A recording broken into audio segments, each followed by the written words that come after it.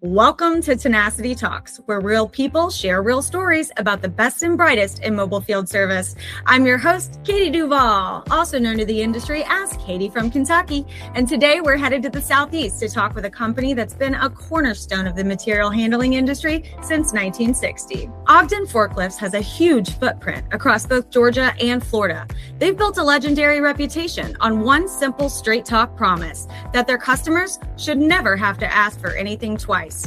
But what really sets them apart is their culture. They are 100% employee owned, which means from the shop to the field, every single person has skin in the game and a personal stake on the customer's success. Joining me today to pull back the curtain on how they use that ownership mindset is Preston Cockey, Vice President of Operations, and Susan Drevitson, their Service Supervisor and de facto manager for all things Tinnacity. Preston, Susan, welcome to the show. All right, thanks. Preston, I'll start with you. How do you explain what you actually do every day at Ogden to someone who might not be familiar with the equipment industry? So for me, with Ogden and actually Forklift, our sister company that we manage, I'm kind of in charge of all things operations with Tinnacity and our technicians and the mobile arm of the company, as well as sales operations and just kind of how everybody interacts with our business system in general. So you're like the glue holding all the operations together, it sounds like. Pretty accurate. Yeah, it could be accurate, I guess. And scary at the same time. Yeah. Right. What about you, Susan? My primary responsibility is over road service for our technicians. So your typical dispatching of technicians to customers for service calls, helping them navigate Tinnacity and billing our customers because we do on-site billing, and then also backup for the shop when they need help as far as the administrative duties and all things Tinnacity throughout the company. Yeah. Susan, before Tinnacity, what were some specific bottlenecks or headaches that finally made the team realize the old way wasn't working anymore? I think just paper in general, just too much paper, too many opportunities to lose work orders, lose approved quotes, the inability to attach pictures to work orders to where everything was all together. It was very much if you had to do any research, you had to go back to the paper file, find the work order, go back to your email, find where the pictures were sent, attach the two together. And then, of course, the age-old comment from the technicians when you're looking for a work order is, I gave it to you. I sent it to you. I don't have it. So this absolutely made everything 1,000 times easier. Once they got the work order signed, it was captured electronically. I could always go back and look at it whenever I needed to, along with the pictures, the approved quote, and I could answer every question the customer had if they called us. Prior to that, it was a whole lot more legwork and just bulky. We had filing cabinets and filing cabinets and filing cabinets, and now we're actually getting rid of filing cabinets. So that's great. Good. I love to hear that. It's almost like y'all had death by 1,000 paper cuts, you know? Yes.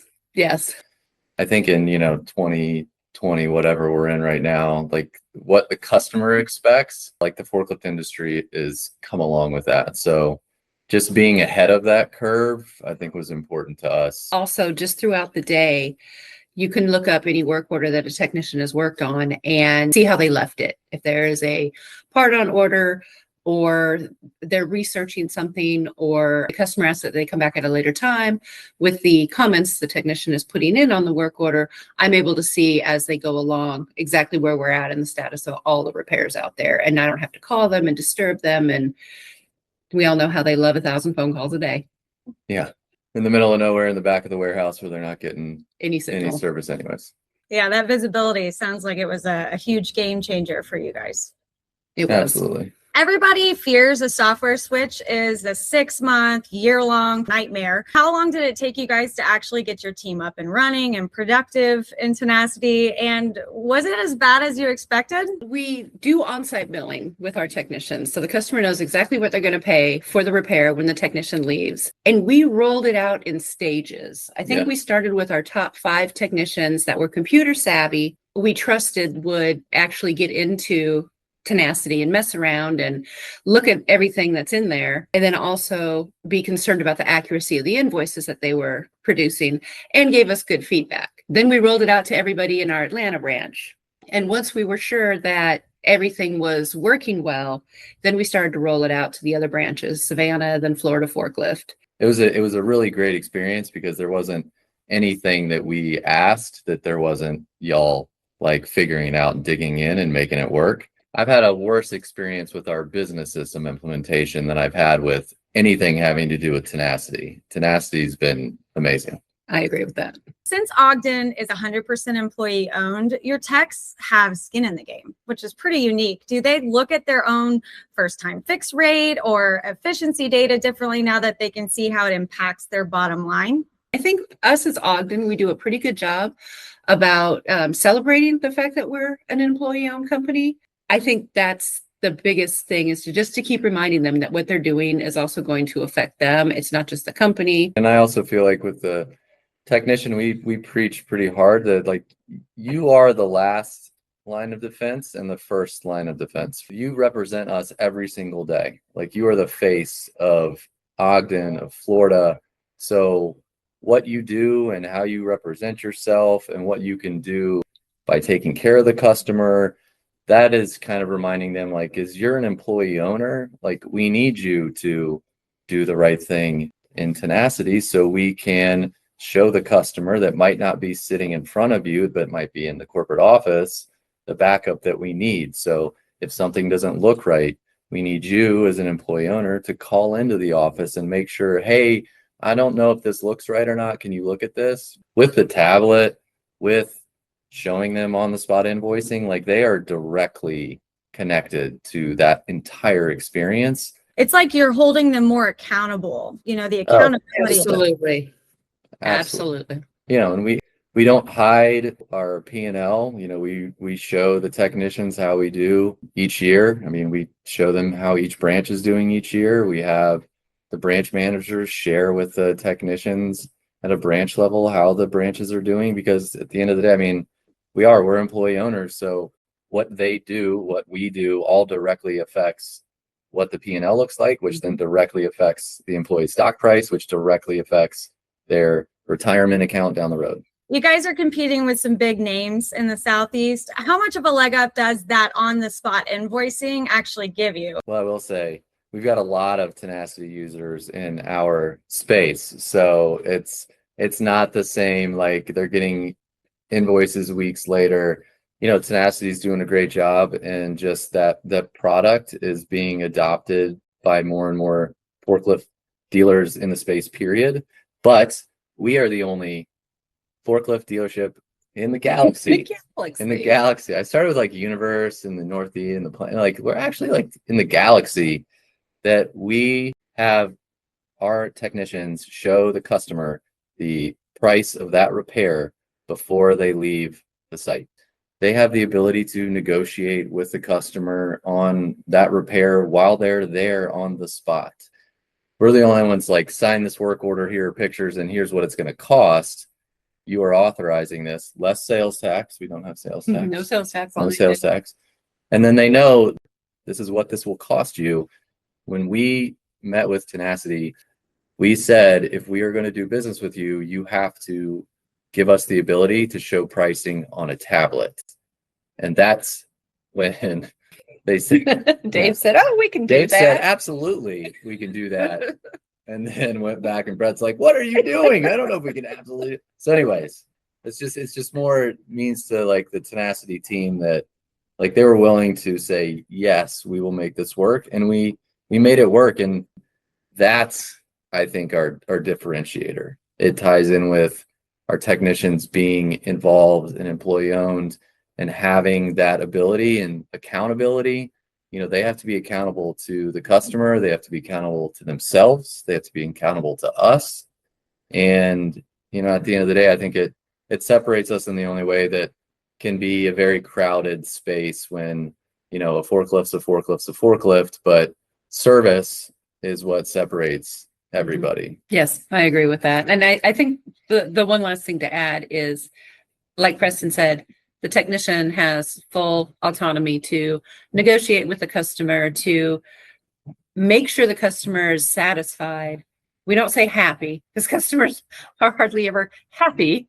Yeah, because their stuff's broken. Because their stuff is broken and it's going to cost them money. Yeah. But make sure that when the technician leaves, that they're satisfied with the repair that was done and the price that they're paying and the discussion they had with the technician. And we're going to say, yes, that you as the technician, you should take care of the customer if you don't think it's right. But we don't want the technician to feel like that it's technician and customers on this team, and then the bad back office is on this team.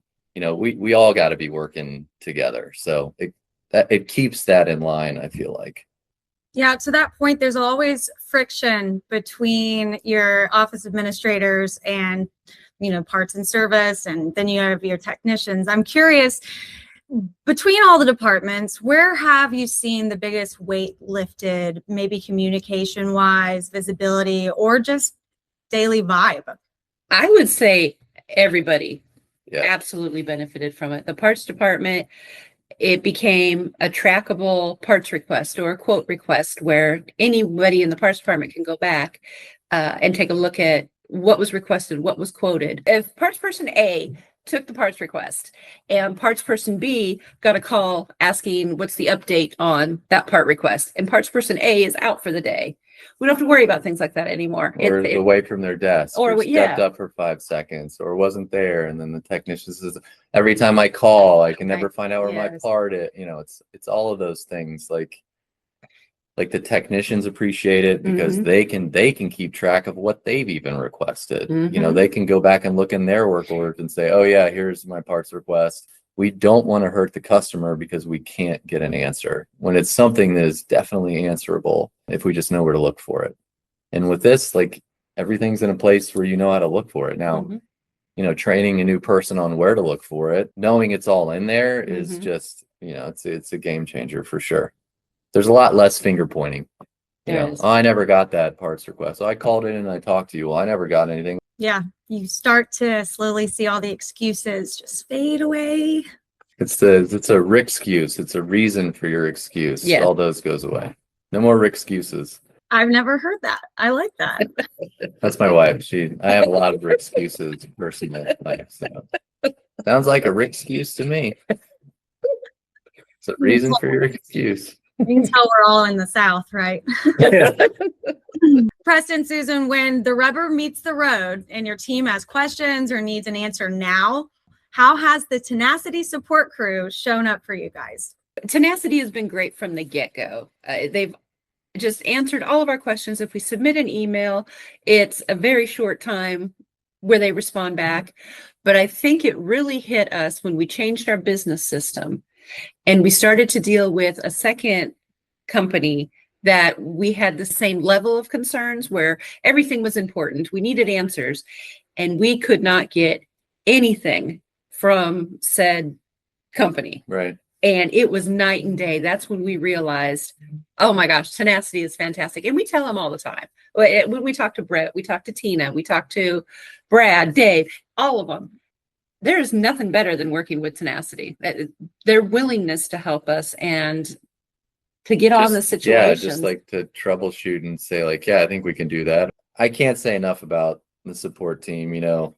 When somebody gives you just email help at, the first thing is oh God, here we go again. This is not going to go anywhere. But when we email help at Tinnacity, it's 2 to 3 minutes. So it's you all know what's going on in your environment, and you have a team that I feel easily can connect with each other. And then for us, it's always been we know we're a unicorn. We know we ask you guys to create billing in your system, and we're the only ones that do that. So we also have additional things that we ask Tinnacity to do for us. If it's anything extra, I'm always yes, please, we just need your help. We just need your help. Do whatever you got to do. We're fine with it because Tinnacity brings a ton of value to our business and our company. The only thing, when you guys say no, we can't do that, it hurts my heart a little bit, but it's really a crazy ask. But well, that hits home. Like I said, I haven't been here very long, but the biggest thing I've noticed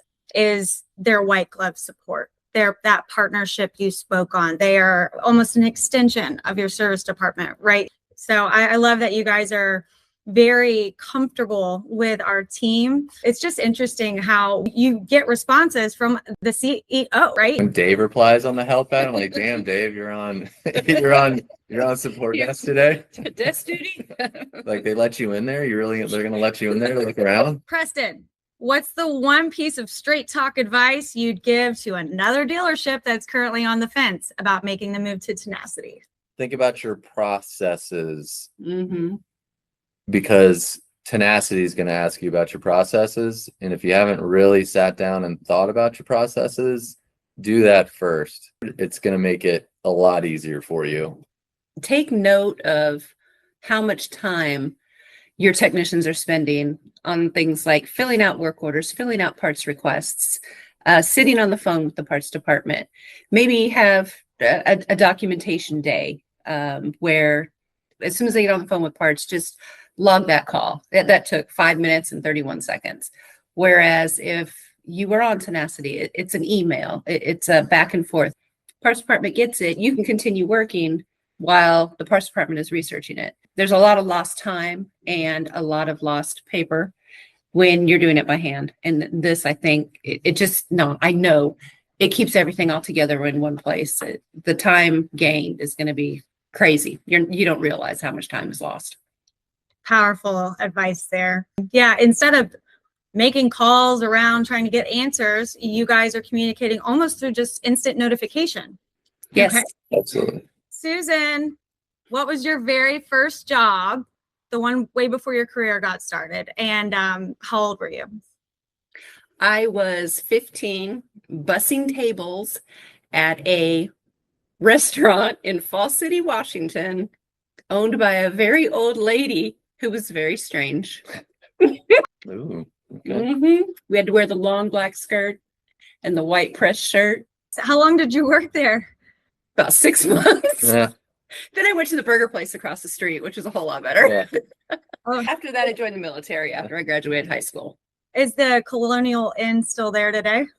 The building is still there. It's had many different names since then. The strange woman, I think, died, and that's how it moved on to the next name.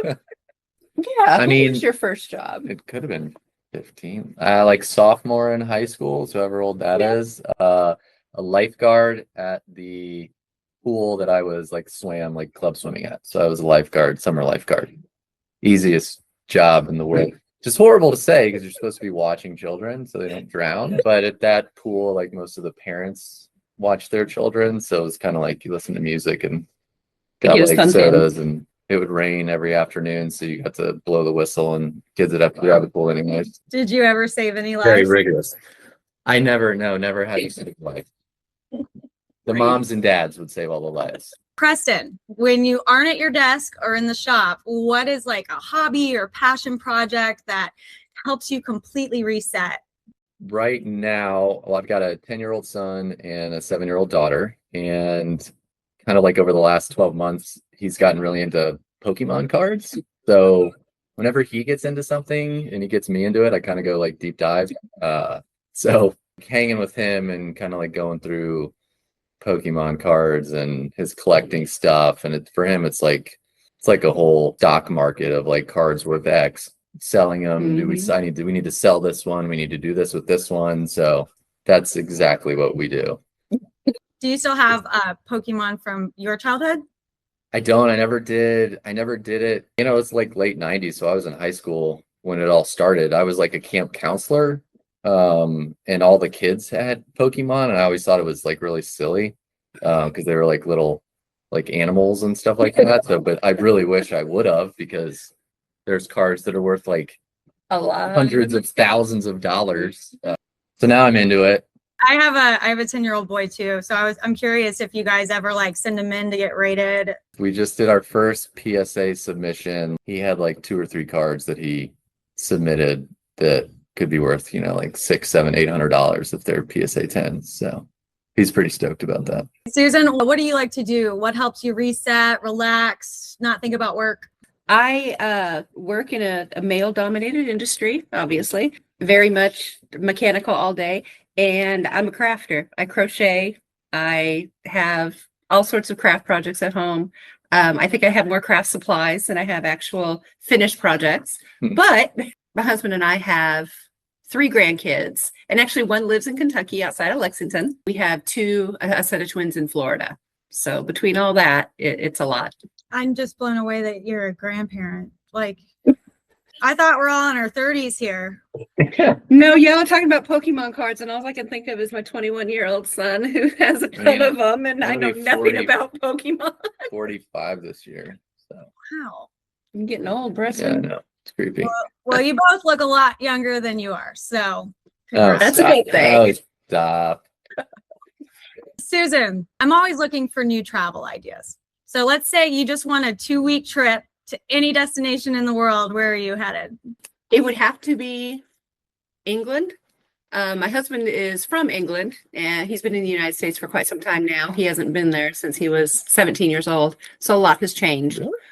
Really? So I think I would want to go back there and see how he grew up, because he's obviously here in the States. He's seen what our life was like as kids, and he's raised kids here.